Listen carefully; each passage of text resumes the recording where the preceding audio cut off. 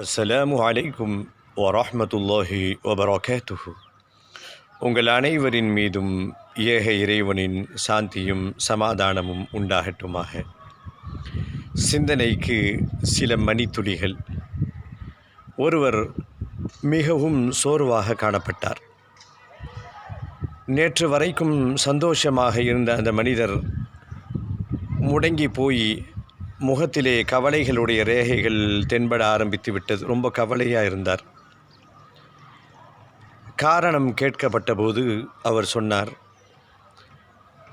நான் மருத்துவ சிகிச்சைக்கு சென்றேன், சில சோதனைகளை செய்து கொண்டேன், எனக்கு ஒரு கடுமையான நோய் என்னை தாக்கியிருக்கிறது, இனிமேல் நான் மீளவே முடியாது என்றெல்லாம் மருத்துவர்கள் சொல்லுகிறார்கள், வாழ்வது கொஞ்சம் காலம் என்றெல்லாம் சொல்லுகிறார்கள்.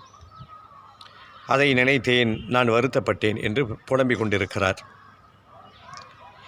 இதெல்லாம் இறைவன் மீது நம்பிக்கை இல்லாதவர்கள் செய்யக்கூடிய செயல்.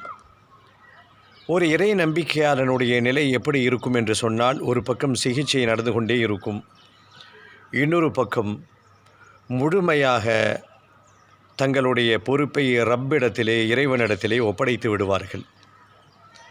ஹாஸ்பிட்டலுக்கு பிரபலமான பெரிய பெரிய மருத்துவமனைக்கு சென்றால் அங்கே ஒரு காட்சியை பார்த்திருப்போம்.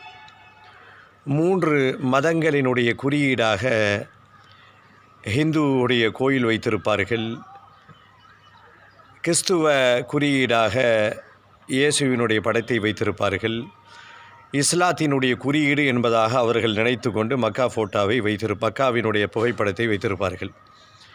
இது எதை உணர்த்துகிறது என்று சொன்னால், நாங்கள் வெறும் சிகிச்சை அளிக்கக்கூடிய கருவிகள்தான், நிவாரணத்தை இறைவன்தான் தருவான், நீங்கள் உங்கள் தெய்வங்களை வேண்டிக் கொள்ளுங்கள் என்பதை அந்த குறியீடுகள் நமக்கு உணர்த்துகிறது. ஆம், உண்மைதானே. மருத்துவர்கள் கடவுள் அல்ல என்பதை புரிந்து கொள்வோம். முழுமையாக அல்லாஹுவை, இறைவனை சார்ந்து வாழ்வோம்.